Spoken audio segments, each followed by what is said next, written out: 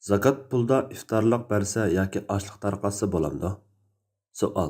Assalomu alaykum ustoz. Zakat pulda tunish bilish, og'ayni birodarlarni mehmon qilib iftorliq bersa yoki ochliq qashlangan ramzonliq sanduqlarni zakat puldan tarqatsa bo'lamdi?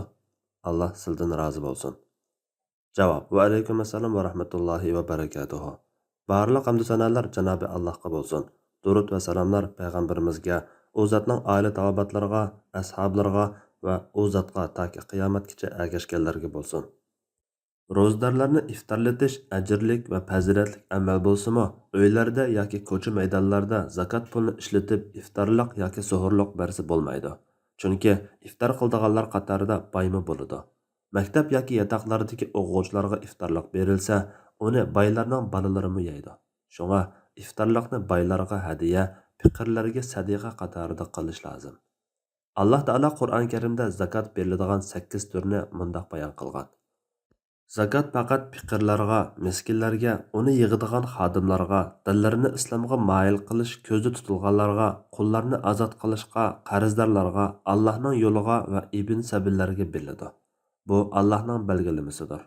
Alloh bandalarning manfaatini obdan bilguchidir, hikmat bilan ish qilguchidir. Tavba surasi 60-oyat.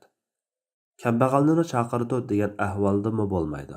Chunki oyatning ko'rsatmasiga asosan zakat pul faqir miskinlarga berilganida ularning qo'liga pul berish kerak bo'ladi. Zakatni olgan kishi uni qarz to'lashga ishlatamdi, kiyim-kechak yoki uy saymonlaridek biror narsa sotib olamdi yoki boshqacha tamoq qilib yemdi va yoki boshqa ishga sarf qilamdi, buni o'zi qaror qilish kerak.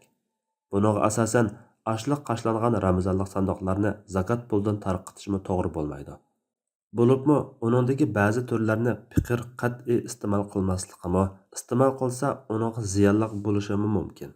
Uning ustiga iftorliq berish va ramazonlik sanduq tarqatish riyo va obro'y-parastlikdan xoli emas.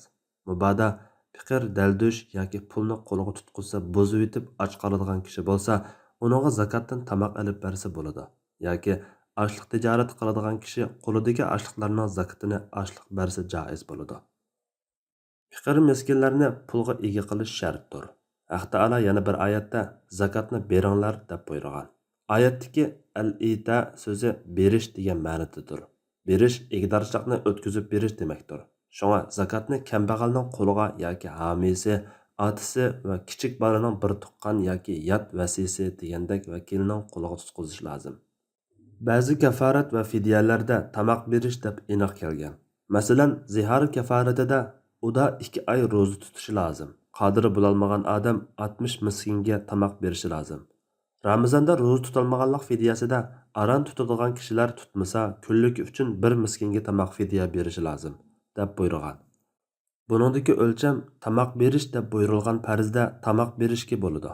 Berish yoki ado qilish deb buyurilgan farzda qo'liga berib ega qilish lozim.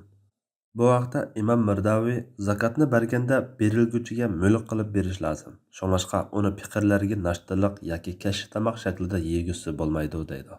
Alloh eng to'g'risini bilguchidir. Fatvoda Dr. Abdul Aziz rahmatulloh. Fatvolar majmuasi 3-tom.